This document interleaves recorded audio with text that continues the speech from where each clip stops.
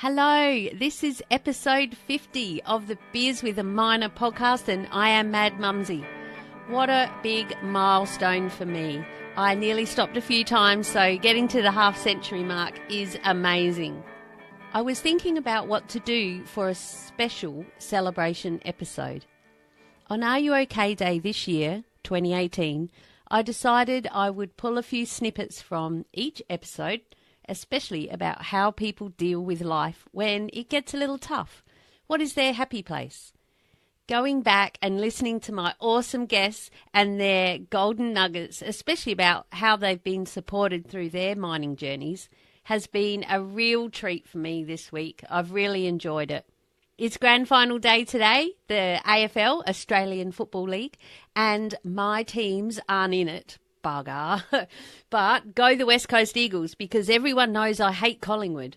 If you're listening in the future, you know who won. Now, I say hate with a grain of salt, but I'm a nice person and I don't really hate people. But when it comes to footy, that's a different story. I was brainwashed at birth. Now, let's dig in. Get it? Dig? Mining? Oh, I correct myself up even after 50 episodes. My name is Mad Mumzie, and I have been driving the huge dump trucks in Australian open cut mines for over 10 years now. I wish I had $1 for everyone who said to me, "How does a little thing like you drive those big trucks? You must be rich. How do I get a job doing that?" My mining friends are asked these questions all the time too. This is what started the Mad Mumzie journey, to share stories and tips from living a mining lifestyle and to let others know what it's really like. Tune in each episode as I sit down for a relaxed chat, usually over a few beers with a fellow miner. Women and blokes with various experience, roles and opinions share their lessons and stories with you. Not everyone's cut out to be a miner, but why not? What does it take to thrive and survive in this industry? Mad Mumzie getting deep now, but it can turn your life around. One conversation. Are you okay? But you said this is the first podcast that you've been on where you're encouraged to have a beer. Is it the only podcast interview you've done? This is the first podcast interview I've ever done. Oh my God, I was hoping you'd say that. I've done lots of interviews. Yes. Media interviews and all that kind of stuff. It's the first time I've ever done a podcast interview. Right. Did you know what a podcast was?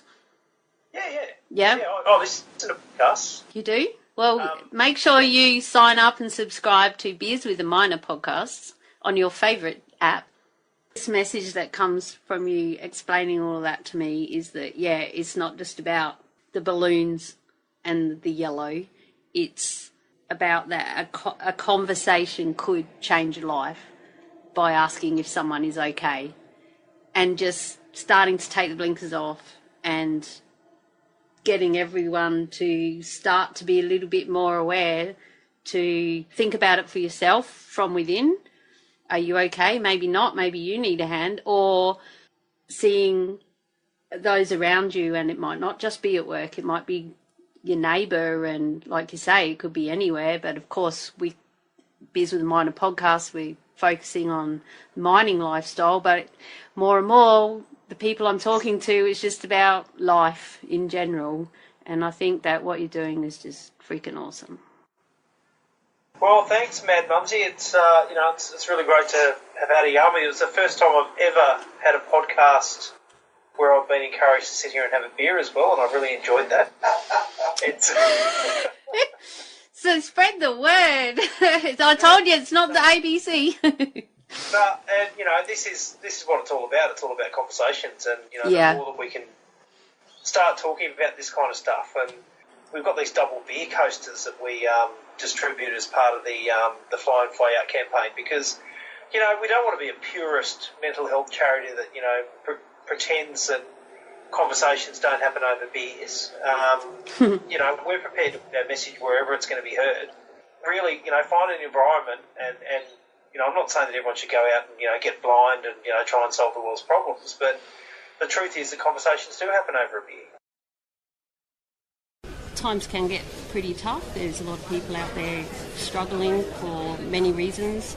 mining downturn, less wages, less work around. Yeah. A big part of what Mad Mumzie does is trying to help those living a mining lifestyle and their families as well, how we can cope, and anyone really, don't have to be mining to get a few life lessons. How do we get through the crap that gets thrown at us? Yeah, absolutely.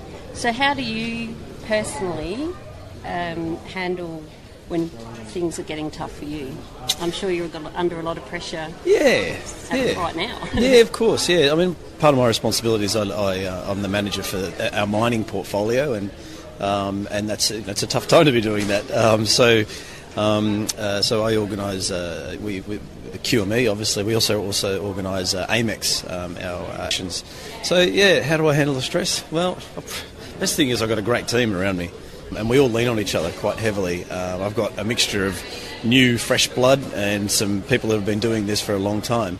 And we take all those skills on board, and we prop each other up, and we get on with it. We try our hardest to manage expectations, which is the key thing. It's of our customers, our exhibitors, and also our visitors, so that they know what they think they're going to see when they come along. So you have a good team around you. Yeah, it's a fantastic team. What about personally for Robbie? Do you go surfing? Oh, right. Do you get out in the boat? Do you go to the footy and scream at the ref? Yeah, I do all of that. Yeah. I'm a rugby supporter, so I go off my local team. I don't know if I should mention it's not Queensland. I'm actually a Manly supporter. Oh, that's it. Oh no, cancel the interview. I support them, and I enjoy a bit of boating as well. I've got a little tinny that I go fishing out on out in the harbour, and so it's nice. We just heard on the news on the way in that there's a heap of whales off Lambert's Beach right now. Really? Oh wow! I really would love to see that. Yeah. I chose to come in. You chose to come here. Very wise. We'll dig in deep, which I like to say. Perfect. Get it? Mining. You're hilarious. Dig. Oh no, I crack me up. Now, what was I going to ask you? I have no idea. Lucky I wrote these things down. Yes. So, we all get stressed at times. And I know you here, as we were just talking about, a lot of people that are dealing with stress. What about you personally, Alicia? What do you do to help you cope when life turns to crap? Okay. Other than Very drink simple. champagne. Yeah. I put down my champagne because I have to say, in good conscience, that does not help. No. 1 glass, yes. 5 glasses, no.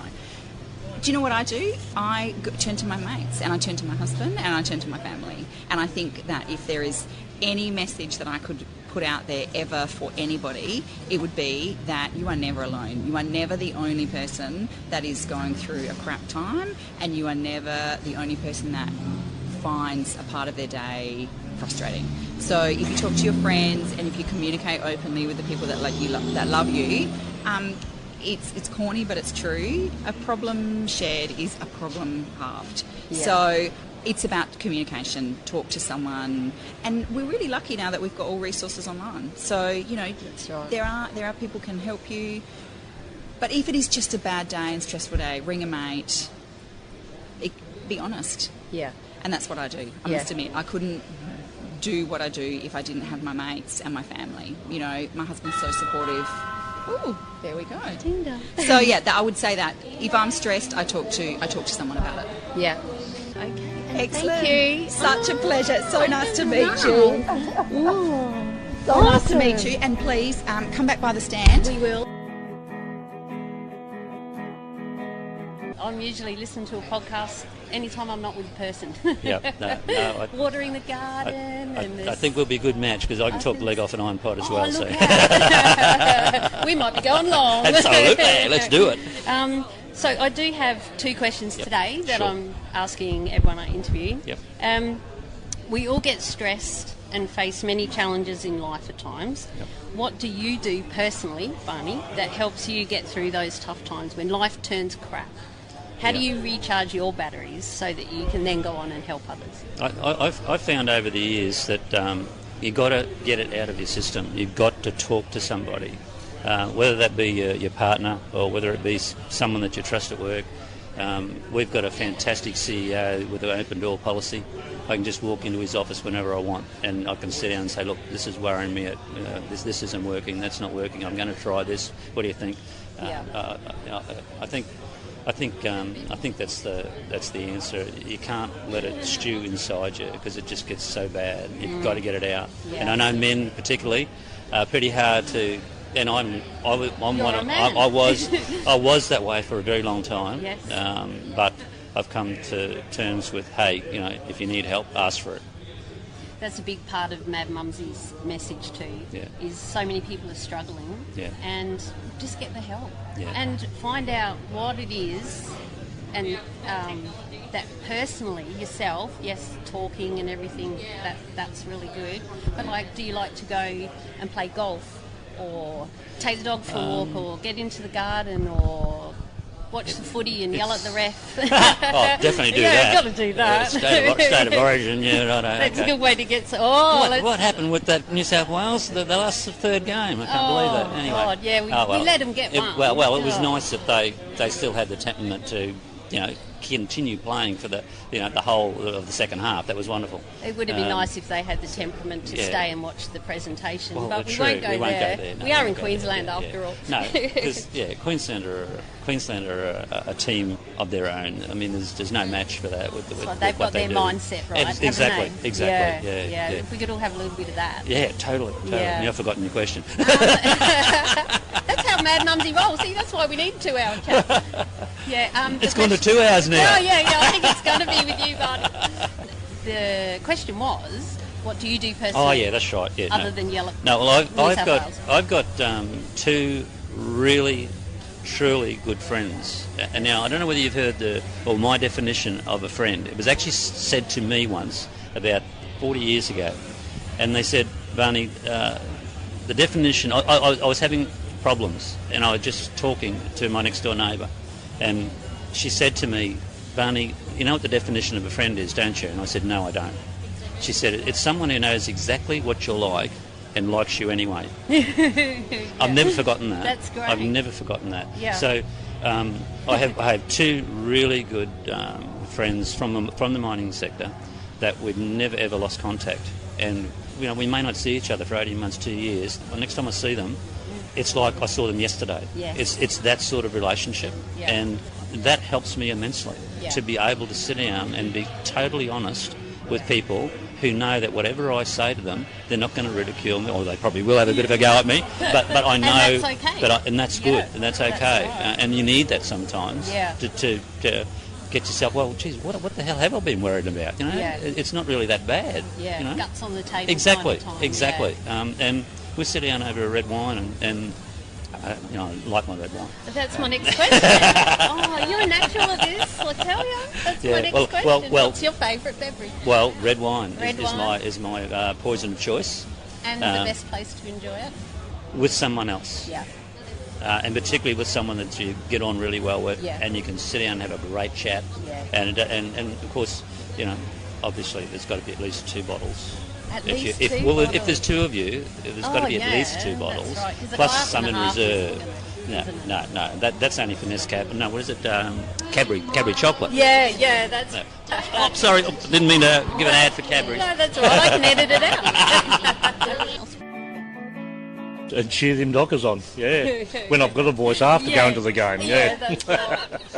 And another question that I've been asking also is, life can get tough for all of us, and with the mining downturn at the moment, a lot of people are struggling, and some people just are struggling living a mining lifestyle anyway. It's got a big part of what Mad Mumzie is all about, sharing all of that.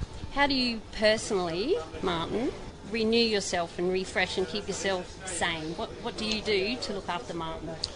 Well, I lived in a small community called Newman in WA, 1,200 kilometres north of Perth, and my wife's a principal in a primary school, and we had 4 young kids and 4 older kids now, but as they're growing up. But we give to the community, and I was a level 2 AMBO officer, and my wife was a level 3. Basically, she was a JP.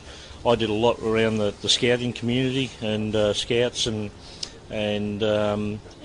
just living in one of those communities. You've just got to get involved in the community.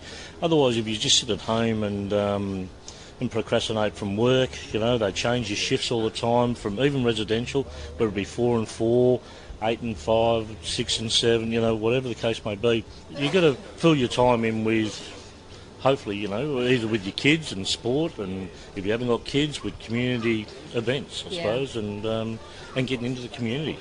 Yeah. Yeah. No, that's a really good thing, and it's something, like you say, even though we're working rosters away, many of us, you can still take some time when you are at home to do those sort of things, give back a little bit. Yeah, look, even now I'm here for a week, and my eldest daughter, she's 20, doing a university degree, but I FaceTimed her last night, and we just had a yap on FaceTime,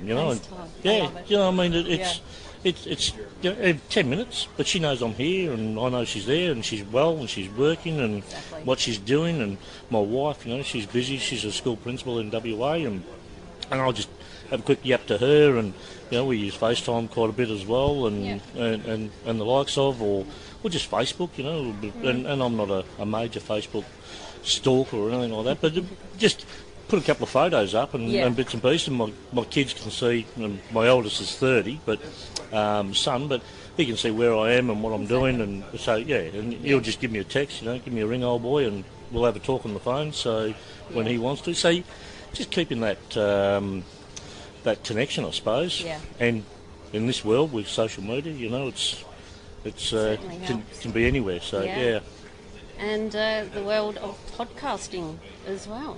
World of podcast, there you go. Yes. Yeah. So you'll have to whip out your phone while you're sitting here. Yep. And search for Beers with a Minor on your podcast app. Yep. Subscribe. Yep. Rate and review. You might want to listen to it first. Yeah. 5 stars. After it's been edited, hey, what did you drink? What was that from? Yeah. Cheers. Dear. Now, of course, there's one question that I've really got to ask. Yep.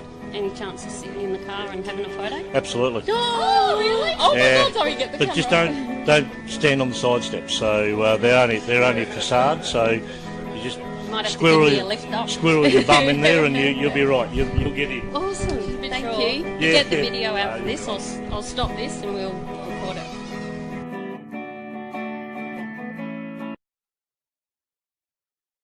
I have been housekeeping, and I do see a lot of rooms and those sort of things. You do see pictures in the rooms, and it's so lovely to walk in and see that, or you're the best dad, or Happy Father's Day, and it's really touching. You just sort of to see that, it's really lovely. That is lovely. Yeah. Oh, you bring a tear to my eye. We're supposed to be celebrating, and we are.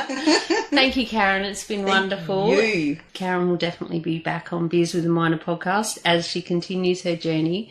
I can't wait to hear all about how you felt when you first drove the truck. Oh, yeah. Yeah. And thank you for coming on my journey with me. Oh, we've only just started. True. We're getting a little bit along now, a bit further. But that's fantastic news. Thank you again. Thank you. Okay, Karen, let's touch now on the first time you actually got in a truck. Yeah. Was that the first time you'd ever been actually in a big truck? Yes. Yes. Tell me how you felt. Oh, take us there. Take us there. Well, gosh. I think you're just so nervous making sure you've got your glasses on, got your hat on. You walk up those stairs thinking, gee, these are steep stairs. I'm going to be doing a lot of this stair walking. Boy, you've got to be fit for that. And it was just amazing. I don't know how to describe it. It was exciting, a little bit of an adrenaline rush. I think even though when you see the trucks on the go line, just looking up at them even before you get on the truck, it's just like, wow, look at the size of these monsters, and then to actually start there, and I just kept saying, I'm a dumb truck driver, I'm a dumb truck driver, and I just kept saying that over and over. Were you saying that out loud? No. I didn't want the trainer to think I was crazy, but, and it was like, oh, I finally made it, I'm here, I'm sitting in the training seat, but I'm in a truck, I'm in one of these trucks, so it was very, very exciting, and I just want to get going. It got me thinking that if I wasn't a gentle, emotional, at times, soul person, perhaps that caring side of me wouldn't come out. Maybe sometimes each crew, no matter whether you're in a mine site or a male-dominated industry or a secretarial pool, let's face it, doesn't matter what work area you're in. We need all different personalities. We need the strong one who won't take no crap. We need the ones that can see when something's wrong with other people and help them through it. And I like to think that perhaps I'm one of those sort of people. So anyway, I soldiered on. I got through it, and I've got to go back to work with them probably tomorrow. And hopefully I won't get in trouble again. And if I do, I'm going to do my best not to cry. And the camp life is I'm very excited about. I love the bonding that you get with people. I love the camp life. It's what you make of it, the people you meet. No one else in the whole world gets it. There are a lot of people who think, including some of the wives and families left behind, that it's a party and they go out there and they're leaving us behind. It's not a party. Not anymore. And it's not a big orgy either. No, it's hard work. There's not a lot of free time to do anything after work. So I would not swap it for the world. To me, I think of the people in the forces as well. They're away a lot. They're doing such a noble thing, and their families have to deal. And nobody can understand, I guess, what the forces go through unless you've been there, and to a lesser degree, because I don't hold us to that standard. But same deal. Nobody can understand what it's like there until you've lived it. And we're choosing to live it, so let's make the best of it. And I'm always the happy one and try to help morale and all the rest of it. I'm human and I have my days, but I've upset people in the past, often at 4:30 in the morning in the dry mess. Here's Drury dancing to the music whilst getting her crib. And the people say, we've got no right to be this happy at this hour of the day. It's just how I'm wired. Rest in peace, Big T. I share this sad story with you today to help in our healing process and to remember our good mate and fellow miner Big T on this, the 3rd anniversary of his passing.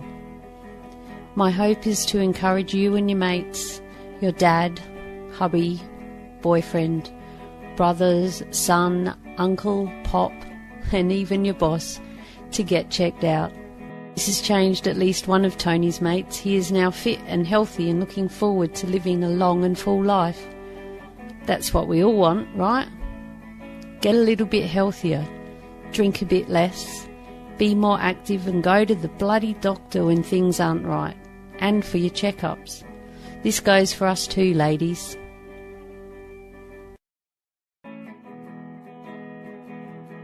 Hey, you seem to meet a heap of new people, you make even friends. Yeah. But when you leave one company, go to another company, you never see them again anyways. But while you work, it's good. It's funny, isn't it? People say, I'm here for the money, not to make friends. Yeah. It's like, yeah, bullshit, because you end up making friends. You end up making some of your best friends out there, you know. And you might run into them in another mine or something. Sit back and reminisce about, remember this one? No, now who was he? No, come on. Remember, he's a clown who did this or that or whatever. Nah, it's pretty good. Wasn't that hard? Wasn't that hard. Okay, got you thinking about your mining life. And I'll retire. And, yeah, and why you want out.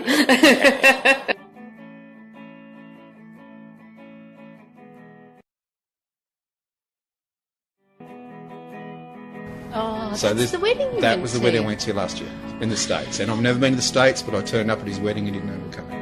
It was amazing. And it's even more better that you were giving him the gift of you, turning up to his wedding. Exactly. Yes. Praise Mad Mumzie. Look at you. Exactly what I was doing. Look at you sacrificing and going to America. No, it was horrible. Sorry, it was a horrible experience. I wish it didn't sound horrible at all. No, you were telling me all about it. No, it was awesome. So look, out of one simple act of giving, you don't know where it's going to lead you in your life. So you throw a little pebble in a pond, you don't think it's anything at the time, but by the time that ripple gets to the other side of the pond, it's amazing what it's done. So you never know in life what these little things that you give out, how they come back to you. That was one of the richest experiences I've ever had in my life, for myself, my kids, my family.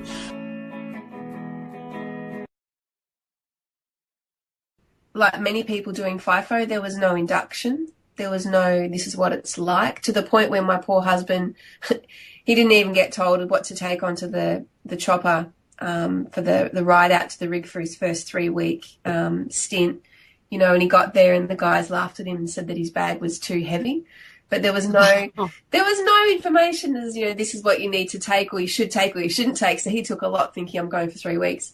But it was through that and the challenges of the FIFO life that I really decided to set up FIFO families, and I ran that for 5 years. I'm stuck in Kalgoorlie. They're going to get us on the first plane they can because, of course, Joe was away at work and my mum was overseas. Yeah, so I said to my au pair, you know, I'm stuck in Kalgoorlie. She said, okay, that's all right, but I just want to tell you that your daughter and your eldest son, so one and my 5-year-old were vomiting, and I thought, oh, my God.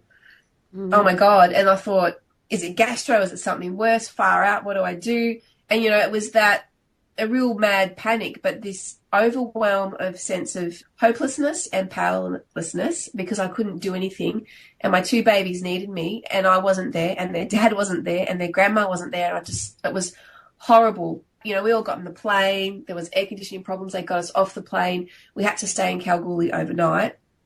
I think I got back at 11 o'clock the next day. I rang a neighbour across the road and said, please go and check on my kids and make sure it's just gastro. Everyone was okay. It took me about a week to get over the guilt.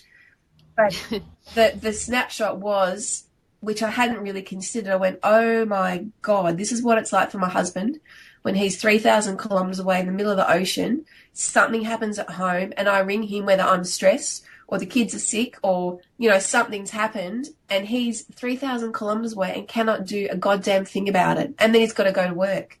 So that was just such an insight. I went, whoa. And it just really made me aware of how difficult and horrible that feeling is. And I thought, well, I've got to share this with as many people as I can. And it also made me aware of, you know, what I would be saying to him as well sometimes in phone calls because he's stuck out there and he can't do anything about it. Straight after when the earthquake stopped, there was me and this other girl. We decided to run into the yoga room to go and get some mats and blankets because we didn't know what was going to happen after this. None of us had been in an earthquake before. And we ran into this building ever so quickly before the next aftershock came. And it wasn't until the end of the day when we went and inspected all the buildings, when we went to the other side of the building, the wall had broken away from the roof and it was on a slant 5 centimetres. That roof could have caved in any time. And I sat there and I thought, how many times in mining have we been told inspect first before you do? You know, we have these little booklets that we have to tick off our inspections, you know, take 5s, good to goes, whatever we call them. Each mine site calls them something different. My husband's boss come over one day because they both bought new motorbikes and decided they were going to go out and play with their toys. So he was over and we were talking about, at the time I was developing relationship and resilience tools within my business, and we were talking about a few of those. And he said, you know what, you should write a book for FIFO. And I don't know if you've ever had those moments where you feel like the top of your head's going to blow off when you get a really good idea. And all the time. I have it all the time. Oh, I could do this and let's do that. And it just made so much sense to me. Awesome. Thanks so much for doing that. It's my pleasure. I've been watching you on Facebook, and the work that you're doing is amazing. And I did think at first, and I don't know if this is true or not, but Mad Mumzie, I thought, I wonder if the MAD stands for Make a Difference, because you were doing such great things, you know, and I thought you really are making a difference in the industry. And I love your integrity and what you were doing. And you could really tell it came from the heart and you cared about this community. And so that's what mattered to me, and that's why I reached out to you. Wow, thank you. You know what? This is a aha moment. Yeah. Of course, MAD means make a difference as of 4:05 on the 19th of July 2016. Thank you.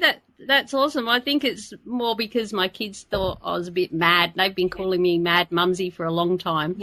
Yeah. Oh, it was kind of just my alter ego, and I started off just blogging about hippie kind of stuff, and then I saw a need to express about living the mining lifestyle, because really, I know in my intro I say so many people ask me the same question, and it's true. They're always asking, oh, how do I get a job in the mines, and how did you get in, and are they really that big, and and you must be rich. I like how a lot of people will say, you're so lucky to be earning that type of money. Oh, but I couldn't do it and leave my family. And I think you just shouldn't say either of those things, and instead of saying, I wouldn't do what you're doing and I don't know how you do it, how about say, how am I? Without asking you how you're doing it. Instead of going, I couldn't do that to my family, or, you're so lucky. And you think, I don't think we're lucky. It's just choices and hard work, like anything. That's right. And I guess people that see it as lucky are perhaps people that have tried to get in and it didn't all fall into place. That's another big thing that I say is there's no magic phone number. No. They used to say, can you just write down where do I go to get a job in the mines? Like, hey, what? What sort of job do you want? Where do you want to live? Yeah. Do you even know any of the options available? Yeah. Yeah, it's an absolute minefield out there. And because my daughter's trying to get out there at the moment, and she's really struggling, and her father works out there. So it's almost a part-time job, just looking for a job in the mining industry. Believe in yourself and have pride in yourself, I would say, and don't fall into just being one of the blokes. How do you, Lynn Olsen, my mum, when life goes to shit or when things get tough, we all need to have strategies to get us through those times. What do you do in day-to-day life that makes you know when things go bad, you have a way to deal with it? Well, as we touched on before, I took up painting and it became my passion, particularly when I eventually left mining at the age of 62, I think. After doing a half squat for a medical. Totally out of my system and decided, no, I'm going to be an artist. So I put my heart and soul into being an artist, and I'm getting there. I'm gradually, with a lot of help from you and my family, my support group, becoming reasonably successful. So I go to my happy place, and I suppose what you're trying to say is, what is your happy place? Yeah. And my happy place is my studio down in the backyard, surrounded by my art, music on, fan on, because we're in Queensland. If it's too hot, the aircon, but I don't use the aircon much. It's usually just the fans and the music, and I just paint. And I'm totally engrossed in what I'm doing, and I just forget about it, whatever it is, bills, health, family problems, whatever. Yeah. And that's how I de-stress, because I'm really, really happiest when I'm painting. Oh, that's lovely.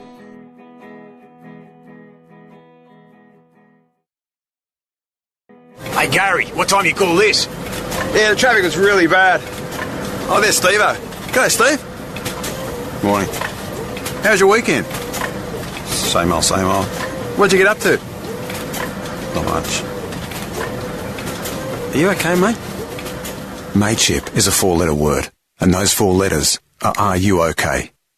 They're easy to say, and to some people they can be life-changing. For more information, visit ruok.org.au. It has been a tough week for many of us here in central Queensland and the mining industry in general, with the death of a miner in one of our coal mines. I feel like I want to say something about it. We all go to work, and for those of you who are at home, you kiss your loved one goodbye and say, see you in 5 days, see you in 7 days, see you in 4 weeks for some of you. I don't know how you do that. There's a medal, gold medal. But sometimes, sadly, people just don't come home. Our family had that 3 years ago when my daughter's partner had a heart attack in a coal mine. And you have heard me speak about that plenty of times on the podcast. If perchance this is your first time listening to the Beers with a Miner podcast, I'm sorry if it seems a little down and out. However, it is a reality of our industry, and may I suggest you head back to listen to that episode, madmumzie.com/beers10, I believe, 10 and 11, where I discuss how our family dealt with it or didn't deal with the passing of Tony. This episode, I've turned the mic on. I'm not quite sure what I'm going to say. And I picked up my phone, as a habit, as you do, as I do you? And I checked my emails, headlines that said, coal miner killed, Central Queensland. My heart stopped beating. I really think it did. For a minute, it just did again then as I thought about it. And this is a mine that is only a couple of hours from where I live. I know many people who work there. It wasn't just, is it someone that I know? It was, oh, bloody hell. Well, no, it was more than that. It was like, what the fuck?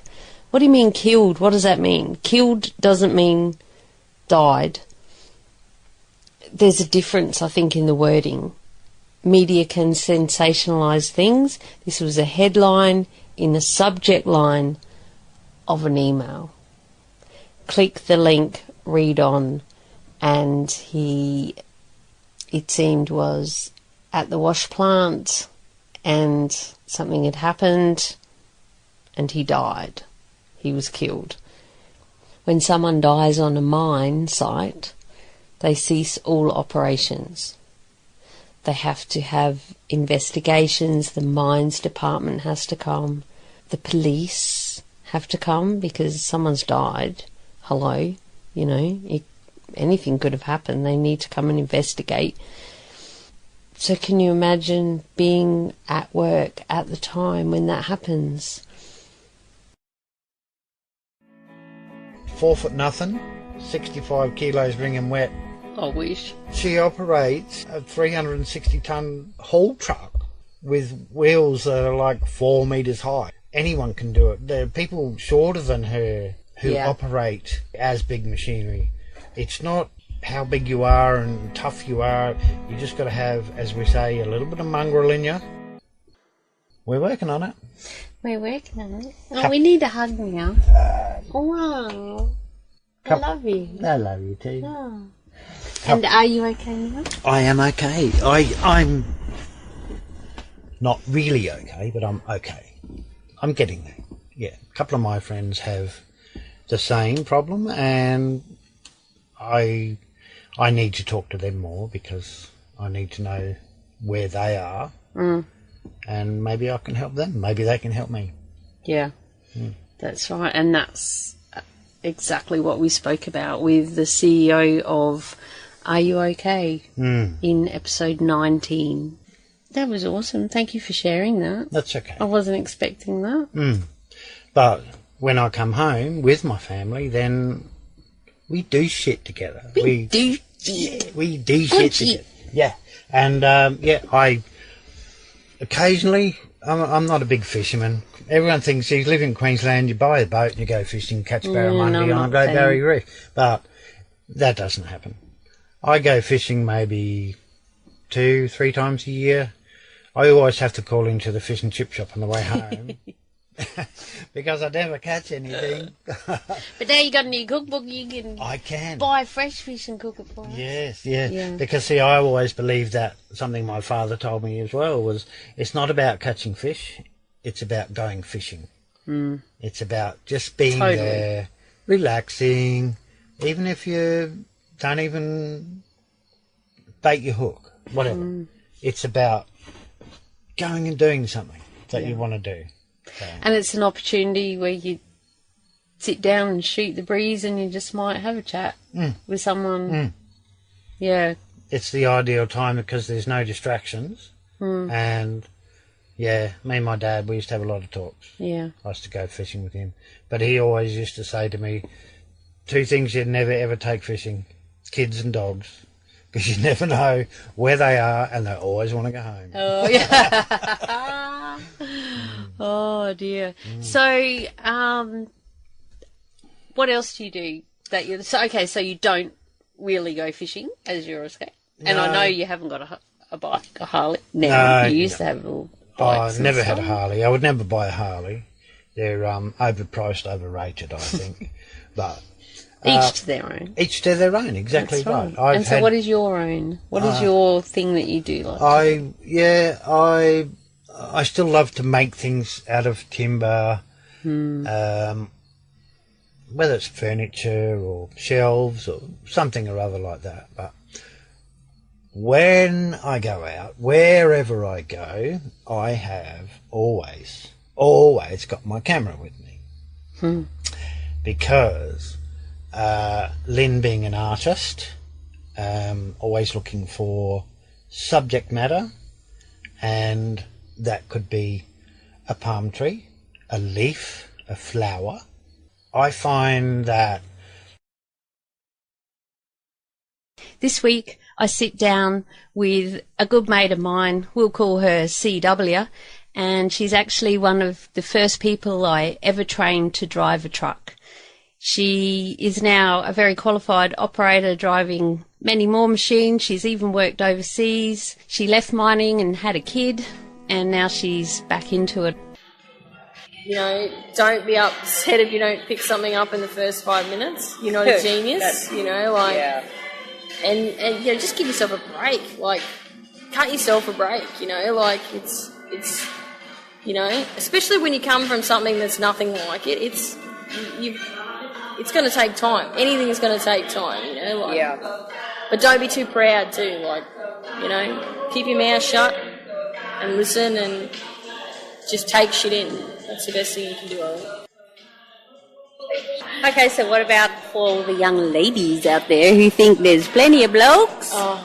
Lots of money, easy street. I'm coming, let me in. You can be the ugliest chick, start at a coal mine, and you're like a supermodel. You walk in, you're Miranda Kerr. If you're dumb enough to fall for that, you've got issues. But it's so true, don't fall for it. Just be smart. Like, be smart about it. Like, realise if you don't care, do whatever you want, but if you have one sort of caring bone in your body, think about every decision you make, because anything you say and anything you do as a woman will come back at you 10 times worse than if you're a man, because you will be judged 10 times harder. If you get a new bit of gear, you have to work harder than a man, because you're noticed more. That's probably the easiest way to put it. Like, it's not a sexist thing. It's just because you are a woman and there is none of you. You are noticed more. Like, if you're doing something wrong or you're doing something good, you will be noticed. You're going to be the brunt of a rumour. If you have a partner, you're going to be pregnant once a week. If you don't have a partner, you're about to get one, or you're sleeping with someone, or love it. You're going to be the brunt of every rumour, and if you just have to have thick skin. You just have to have thick skin. Yeah. And just, you know, take it with a grain of salt, and you have to laugh. You have to laugh, because most of it's really funny. I don't know how anyone gets by without being an accountant. It must be terrible. Well, we don't. That's why we need to hire accountants. And thank you so much for being my first sponsor on the podcast. A little bit excited about it. And for helping spread the Mad Mumzie world, and all of your encouragement over these years, even though some of it's been a bit mean sometimes, but that's more on the personal money side of things. When it comes to everything I'm trying to do here, we're on the same wavelengths a lot of the time. And when you gave me a tip about Facebook, that was it. We were friends for life. Mind you, that's only because you've been the one giving me all the tips all the way along. And how long did you nag me to get up on Facebook? You got to do this, you got to do that. You're like, oh, yeah, haven't got time. But now you're starting to see why people do it. And you enjoy it, don't you? Yeah, well, it's a good way to step away from all the normal part of business and start doing the other things while you're travelling. Well, writing's a bit addictive, once you know that yourself. I do, yeah. My official title with the Bantax group is Publicity Tart. Publicity Tart. And I love that that's officially your title. Yeah, there's no certainty. And I'm not saying put your life on hold. You've got to get in there and live life. You've got to enjoy your life. But don't let it be what the consumerism has pushed you into.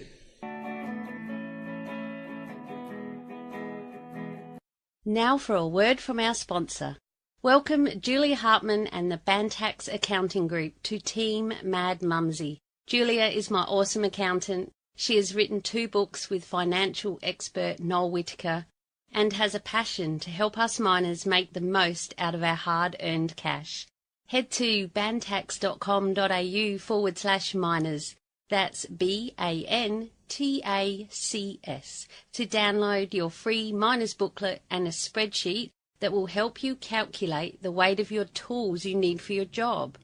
Why, you ask? Well, you might be able to hitchhike a ride with them and claim your trips to work. Sounds confusing? Not at all. Just head over to bantax.com.au and let Julia and the team help you out. You will also find loads of free information and advice on property investing if you plan to really do some great things with your money. Again, that's bantax.com.au/miners and tell them Mad Mumzie sent you. Back in those days, Liam, we didn't have two-ways in the trucks. No, no, what? No two-ways. Only in the machines, in the loaders and the dozers and all that. So someone must have told my boss, Rails has done a 360 on the ramp, Yeah. And you better check her up. And anyway, I got to the cribber, still shaking like a leaf, got down. That was it, I started bawling. And my boss walked up to me and he says, "What's the matter, Rails?" When life turns to shit for you, what do you do to get through it? What's Rails' happy place? Well, what makes me happy, I suppose, is I like to go and play a game of Keno. Okay, you like Keno? Yeah. Pick your numbers? Yeah, pick your numbers and hope I have a win, but it doesn't happen all the time. Failing that, go and jump in the pool, have a scotch, go and spend some time with me mum. What else? Because Colin's always at bloody work. Shit always happens when the partner's away, doesn't it? Yep. There was a time where I couldn't handle stress and everything, but now I can. Yeah. So how did you get from not being able to handle it to being able to handle it, do you think? I went on medication. Well, that's what it's for. Yeah. And I've done a few interviews, like with Brendan from RuOk, and he said doctors are now taught about helping people through things like that. And there are Yeah. That sounds like some ice going in some scotch. I think Colin might be making a rum. A rum? A rum. Oh, he's a rumbo nice. man. There are drugs out there to help just balance everything out. Yeah. Yeah. And I know a few people who have done that and they are fine. Yeah. And if that's what it takes and if that's what you're struggling with, perhaps, go and see the bloody doctor. Exactly. And that's what I say as well. It's a big message from Mad Mumzie. Go to the bloody doctor when something's not right. Yeah. It might not be physical, like, your foot's blown up because you got gout or something. Yeah. It might be in your head. Yeah. If shit don't feel right, go and have a chat to someone. Well, I've been on depression tablets for years now, and I notice if I forget to take them. Yep. It does. I do start to feel a little bit blue, and but if I take them, I'm fine. So. Awesome. Now I'll have the other beer, Rails. Thanks.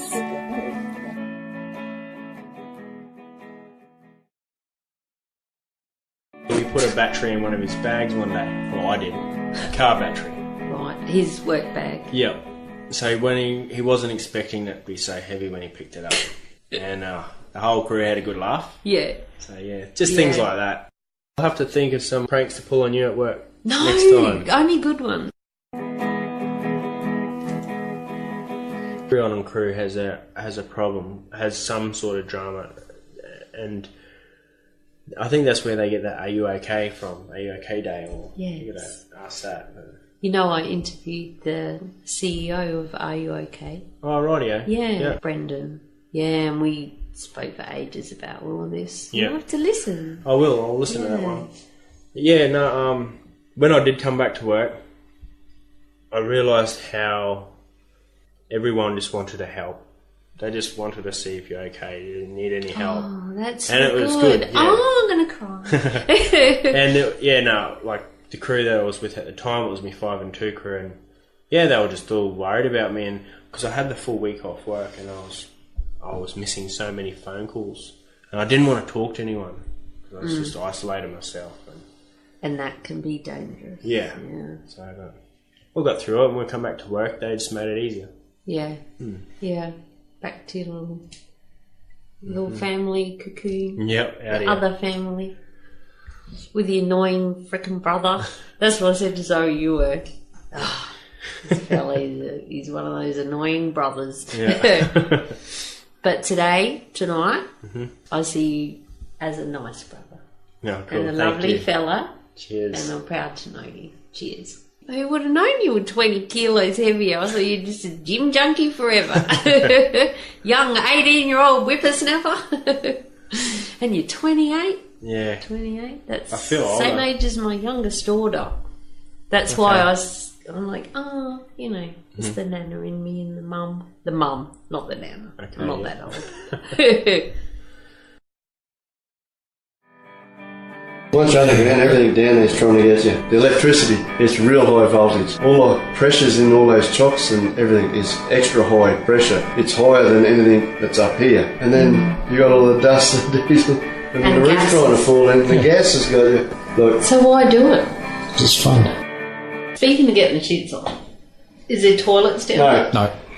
Right. So I've heard a couple of varying degrees of stories. So what do you do? If you ever see a rag on the ground, pick it up and wipe your hands. You'll be right. So you just do it anyway? No. Yeah, the wash plant, get it all. On the belt? Yeah. Yeah. That's Everything goes on the belt. Or it goes in the cove. Yeah. More money to be an open gut. And cruise of your life? You don't even feel like you're mining. You're working for the council. Yep. Yeah. Really? Do you feel that strongly that it's not mining? Yep. Yeah. You do. Shifty does. He's adamant. Yeah. Yeah. It's not mining. It's not what you just I move call on. mining. Yeah. And that's fair enough. Yeah. That's like, I just hearing what you've described is, I can understand why you would come to that conclusion. But are you enjoying what you're doing now? It took me a fair while. I'm starting to really enjoy it now. Yep. But yeah, I was ready to throw it in. Oh, really? Yeah, like for the first 3 months, that was it. I was going to throw it in and go. Yeah. But yeah, now I've sort of got it half sussed out. Yeah. Persevered and Yeah. got through the heart. Yeah. That's good shit.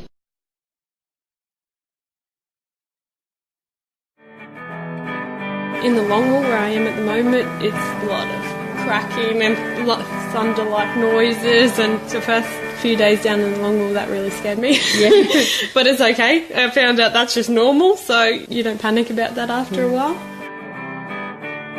This sounds, I'm not trying to toot my own horn or sell myself here, but if you type in my name in Google, all this environmental stuff comes up about like when I was younger and 15. Yeah. So you type in my name and all these like videos and photos come up of me with turtles and stuff like that. And I was just like, everyone was saying, oh, just wait for a couple of years and then that will come up with all stuff from BMA and coal mining and that. And it's already happened when I got that award yesterday. Yeah. There's like a link just below. It says teen on a mission to save turtles or something. And the next link says Queensland Resource Finalist Women in Mining Award. And I was like, oh my gosh, it's already happened. So for all of your crew members listening, you were right. Yes, they were right. 100%. It's already happened and Google knows about it. So the turtles know about it. You're not going to spend half an hour each way driving in the drift runner to go up just to pee. So, no, we do everything down there, just like the blokes do. Yeah. When you've got to go, you got to go. And that's something else to consider. Yeah. If you're thinking, oh, this sounds cool, I'll do that. Yeah. If you don't like the dark, if you're claustrophobic and you can't pee, unless you're on a toilet, don't do it. The new apprentices have these shiwis. Have you heard of them? Sitting in a donga and it's 43 degrees. Something like, what the hell am I doing here? Yeah. You know, this sucks. Yeah. Bring a photo of your boat. Yeah, and exactly. think, I'm only here because I'm going to do that on break. I would say meditate about your boat. Yeah. But we won't say that because the bloke's probably going, meditate. That's what I think. I don't do meditate. But you might look at your boat and go, right, now next break I'm going to paint that. I'm going to, whatever they do to boats. As an example, take a little piece of it with you. If it's family, bring a picture of the kids. Your tickets, licenses, trade certificates and other qualifications all in one location, and you can then upload an image for each and add your resume, and then we give you a really neat PDF representation of all of that.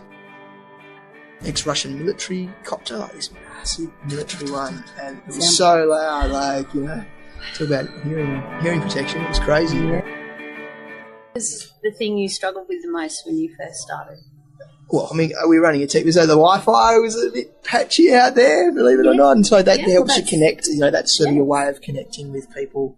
It's your only way. Yeah, and jump on the phones or whatever, but yeah, it's, like I found that, you know, there's a sense of isolation, I think, some of the time, and Facebook can be a great way to keep in touch, but you can also see what all your, what all your mates are doing that aren't at site, and there, you know, that was in, back in Perth or Melbourne or whatever, and, you know, the things that they're getting up to and having fun, and, you know, sort of, so obviously it's missing out on some things, but you also know that, you know, you're doing it because you're, you know, whether it's creating, you know, more financial benefits for yourself, or, you know, it's just a learning process, you build your skills, and, you know, and then you really enjoy the time that you have off as well, right? Like your breaks, you can really make the most of them, I think, So that's a good segue into what is it that you enjoy doing when you are on break? What is your happy Drinking place? beer, is that allowed? Or beers? You know, listening to music and having a swim, believe it or not. So whether that's in a pool or at the beach, and just nice. Really relaxing. You know, a couple of beers are always good on an afternoon on a balcony or somewhere, and looking out with a bit of a view, or or next to the beach, or overlooking near the pool. So, and what sort of beer?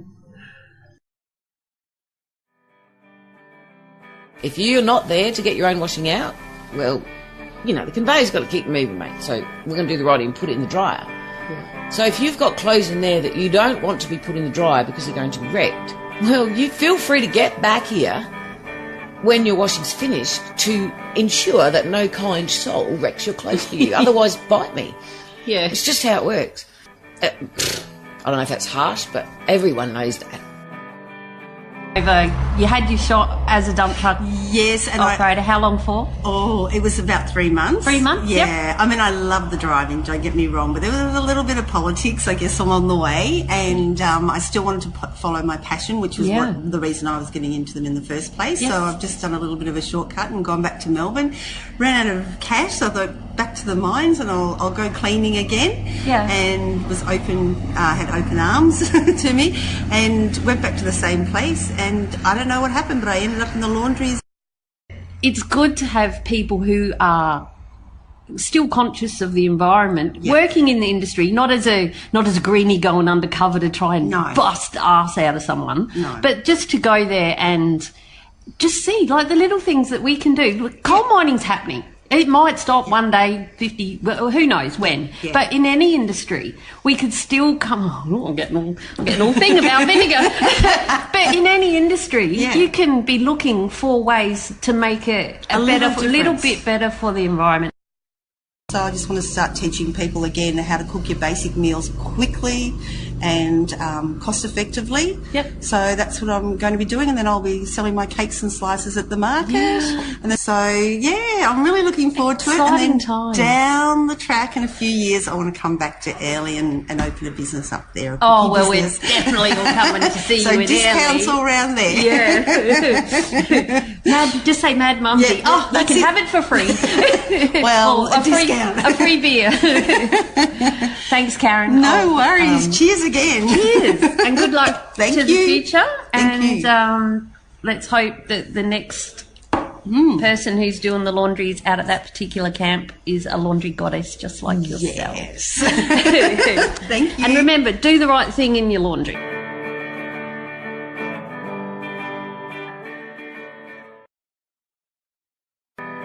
The anti-aging and longevity chapter is called Getting Long in the Tooth, a chapter on bloke's health, Sheila's health, on a mental health chapter called Black Dog. I just basically say what you need to hear without waffling on, and it's all evidence-based. I've separated all the facts from the bullshit, and it's just written what you need. Although it is a holistic health and wellness book, it's not all hippies and fairies and rainbows and stuff. It's Aww. there's a bit of that, but it's evidence-based, fluffy rainbows. And mindfulness, meditation. Meditation is not just for the tree-hugging hippies, it's for everyone. You don't have to be religious or spiritual to do it, although there's nothing wrong with being spiritual. Basically, mindfulness is just getting your mind to shut the fuck up. Just clearing that mental chatter, that distortion.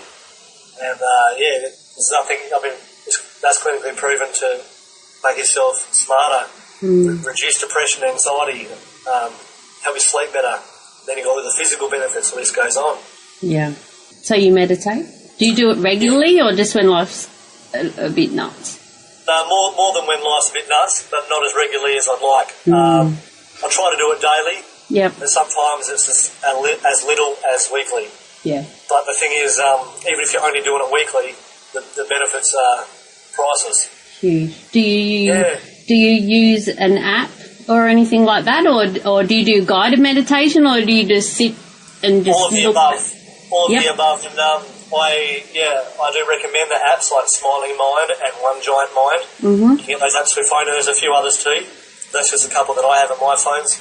I used to run meditation classes up on site.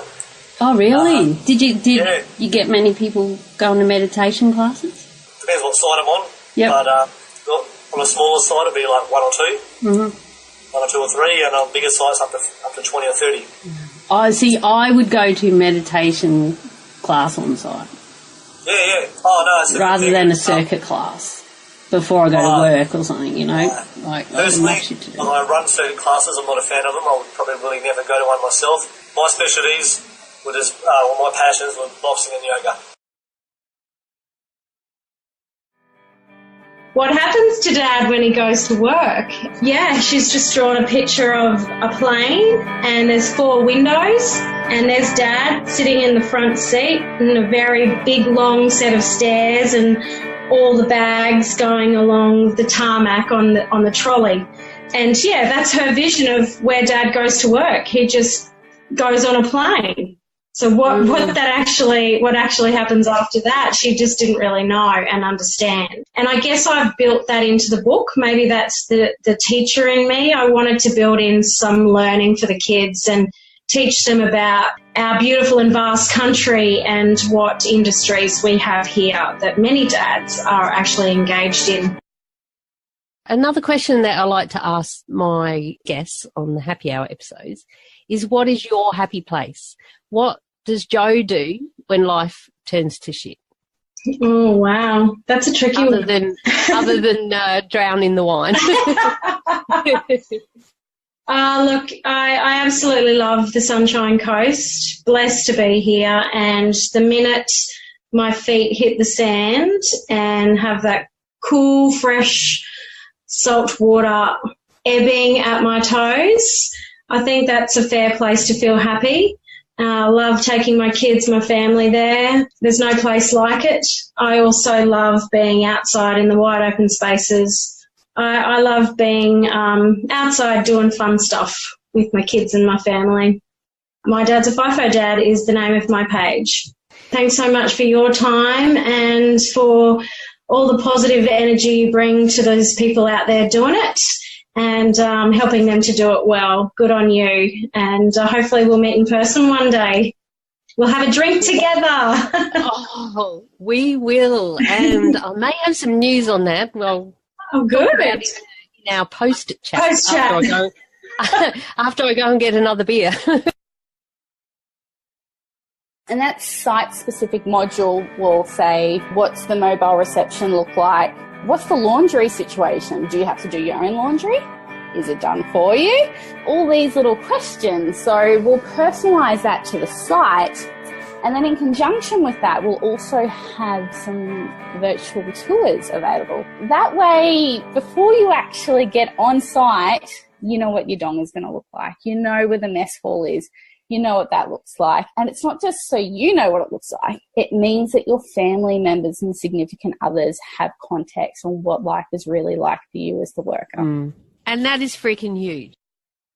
You know, I'm a FIFO wife. Who the hell am I to help tell FIFO workers how to all of a sudden start working on sites? Well, I'm not the person, but I've collaborated with some really awesome people, and that's because I grew a set and just put myself out there and just started talking to people.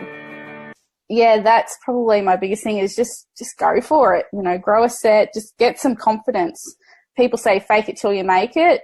I think you got to have that drive. As long as you got that drive, just know that that's what's driving you. And bit of a long-winded answer there. Great. That's great. And I so wanted to interrupt. I'm like, no, shut up. This is gold. That's gold. That's awesome. And I put a post on LinkedIn just before Christmas, I think, about imposter syndrome. I funkily threw out it. I said, who am I to have done this? Who am I to do this? Who am I? It was basically my life story outline because, anyway, long story why I did it. But a comment on there from another podcaster, Phoebe Moroshek, who has a podcast called The Unbecoming, which I love. It's just like, just do your own shit, basically. Yeah. But in an entrepreneurial way. And she commented and said, and I've heard this so many times, and as soon as she put it, I was like, oh, I knew that. It was like, who are you not to? And it's like who are you to tell people or help people about living a FIFO life or being a FIFO partner or whatever? Well, who are you not to? We're going to start off with what I've been endearingly calling the boring ones. Because they're boring to us because we hear it all the time. We hear it at our pre-start meetings and it's in all the SOPs and JSAs and everything you're about to understand what they are. We're going to run through some of those and then the fun begins where we're going to talk about some of the other terms that you won't get told when you're in training. You'll just hear them on the run, so that'll be a bit more fun. So we'll get through the boring ones first, hey Baz? Yep, I reckon that sounds like a damn fine idea. Also be warned, some of these may offend and be explicit in nature. Mm-hmm. But you know what? That's mining. It is. And if you can't hack that, do not do it. And you have to have broad shoulders. And laugh at yourself. Laugh along with it. Where do you want it? And what we truckies say, the dozer operator on the dump if we can't read his mind. I tried to read a dozer operator's mind once, but it was such a short read I had no information whatsoever. We were going to be serious, but we're in the... No, this is the giggles glossary. Okay. Serious is gone.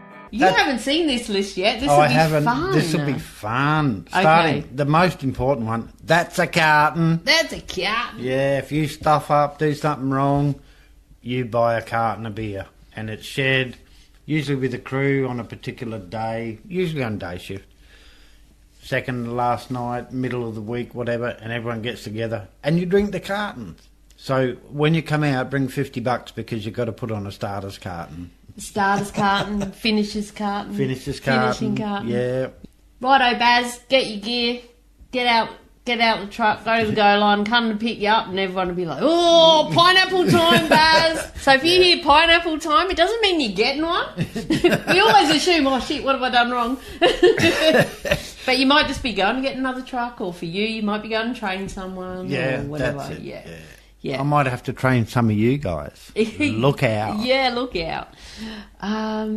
Okay, it's not rocket science, just line up the teeth. Pedestal dwellers. They live on a pedestal. We call them pedestal dwellers. They call themselves digger drivers. Oh, or digger operators. Yes, because they're up there above everybody else, and they're God. Yeah. They are God. I dug 300 loads of dirt today. Guess what? I break the record. You know what? It's not rocket science. A digger operator is only as good as his truckies. Well, and that is a saying that is further down the list. Digger driver is only as good as his worst truckie. But what it means is a frustrated digger driver telling you where they want you to line your truck up so that they can load you. Yeah. They're like, just on the teeth. Which you'll hear a lot, Upper is another one. Yeah. So you might call up and say you're coming around or do this. Yeah, upper. Move it. Upper. Yeah. So that just means, go and get. Do it. Just do it. You can say this. Oh, yeah.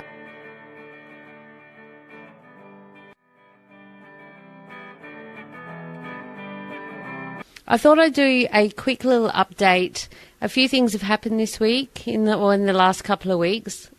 I wanted to put pen to paper and then share it with you. And the first thing, if you follow me on social media, at Mad Mumzie on nearly everything, you would know that I was lucky enough to be nominated as a finalist in the 2018 Australian Podcast Awards. I was so, and still am, blown away that I was nominated. I entered an episode with Soraya, a young lady who was an apprentice, or she's done her apprenticeship now, underground electrician.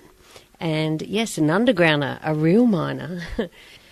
So I headed down to Melbourne for the finals, and it was a bit brisk, and there was going to be hail and, an Antarctic chill, but it wasn't as bad as they were expecting, so that was good. And I headed to the awards with my cousin, Asha. Hello, Asha. I didn't win, and it was kind of a big relief, really, because I didn't have to get up there. But I had whipped out a little bit of a thank you, and you know what? I've decided to say it anyway, because 46 episodes, a couple of years in, and I just wanted to show my appreciation to the people that have supported me.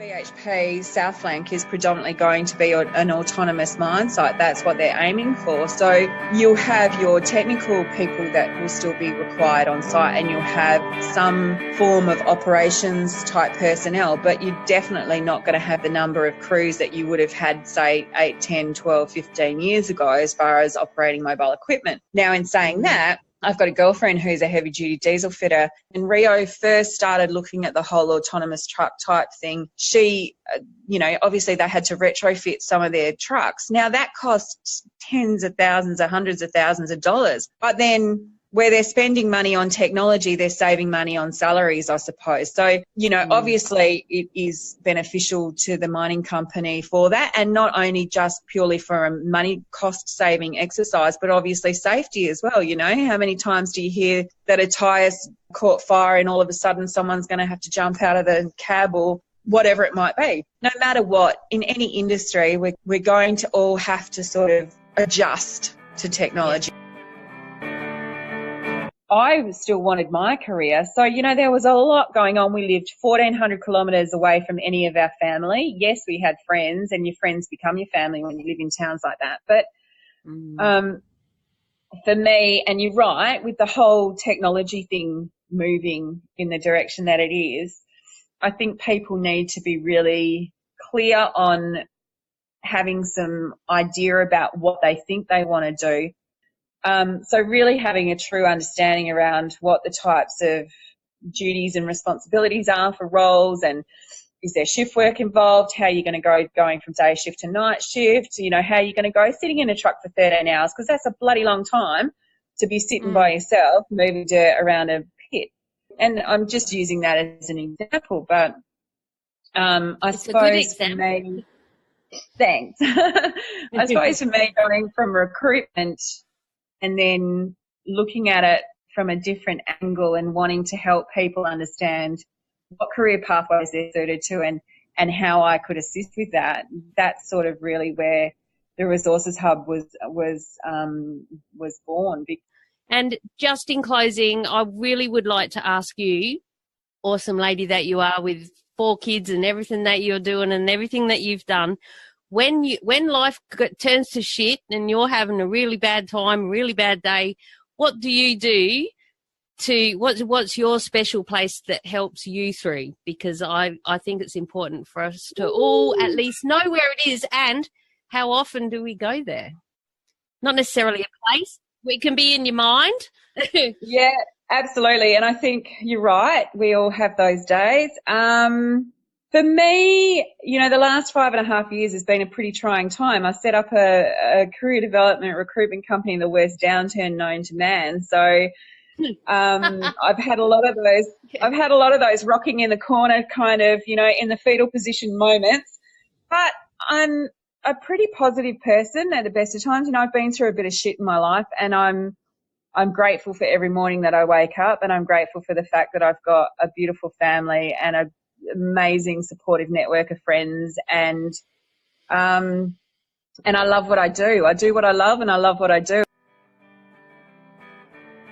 Just open your eyes to some of the things that are going on around you and wonder, is it equitable for everyone, or is there some way that I can be helping other women? I certainly found that was my key to succeeding, is not by in any way wanting to draw attention to myself, but by making sure I was really amplifying and supporting the women around me. And that I found really helps, and you can then have really fantastic networks, not only with the men you work with, but the women as well. And you're all going through similar things, and there's ways that you can be supporting, and, podcasts like this are a fantastic example. Let's change gears a little bit and talk about your hashtag Celebrating Women, which became a movement that you created. It was in 2017, that's right? Last year, yeah, that's right. What made you start that? And can you just tell us the story of Celebrating Women? I posted her answers and some photos on Twitter. I didn't tell anyone it was my mum. And suddenly people really liked it. They enjoyed her little story. And I thought, okay, suddenly my Twitter feed felt more positive than it had the day before. And so never wanted to do things by halves. Then and there, I made a very public commitment. I was going to celebrate 2 women every single day of 2017. And so I had no idea where I was going to find sort of 730 odd women, and was really nervous that this was just going to fizzle out and I was going to look like a bit of a douchebag for even suggesting it. But I went out there, and I never do anything, half-heartedly, and just kept tweeting saying I'd love to hear from women, and the same 4 questions. I never changed sort of the pattern or the how it looked, and it was remarkable. And in the end, by the end of last year, I celebrated, including yourself and your sister, 757 women from 37 different countries, and it was just nothing I could have imagined. Oh, yes, it has been in a lot of things. So, it's just so exciting. Hey, but I've got some exciting news I haven't shared yet. Oh. But you might like to get the scoop. Mad Mumzie loves the scoop. I know, I figured you would. In the back of this new book called Womankind, every single woman who was part of the campaign is named. So there's a whole Celebrating Women roll call in this book, and lots of the women who were part of it are interviewed and getting their thoughts. But I just wanted you to know your name will be there in a book. You'll have to go into a dinner and sign up or wherever. I'm not endorsing any bookstore, anywhere you go. Yeah. But yeah, there's all of them. And so, now think about yourself. Who would have thought that having your sister nag you to do something and you go and do it, and now you and I are on a podcast talking about it, and now you're going to find your name in a book. I mean, it's just amazing. Wow, what a mission that was. It went a lot longer than I thought, but I couldn't miss anyone out, and there were so many golden nuggets I just wanted to share, and it certainly took a lot longer than I thought, but it was a journey I enjoyed, touching base again with all of my episodes. I hope you enjoyed the nuggets I chose for you, and that they inspired you to keep your chins up and to live a great life. Maybe it inspired you to reach out to someone else and start a conversation to see if they are okay. Thank you to all of my guests for sharing your journey with me. I honour and appreciate each and every one of you so much. Just like you, my dear listener, I love knowing that you're listening to my words, and I hope that they are helping you in your mining journey. On this 2018 International Podcast Day, I am inspired myself to continue for another 50 episodes. So look out, I'm still going to come at you. If you want to come on the podcast and share your journey, please hit me up. Head to madmumzie.com or on any of the social medias. That's MADMUMZIE. Thank you so much for listening. Until next time, stay safe, be real, be special, and have fun. For we only live once. Cheers. Oh, and P.S. West Coast beat Collingwood in a nail-biter. Great excitement in the AFL world and the right outcome for my heart too. If that was the Adelaide Crows or the Brisbane Lions, I would have been freaking out even more than I was. So now on to next year for the AFL, and in my world it'll be cricket. Woohoo! Outro, outro, outro for episode 50.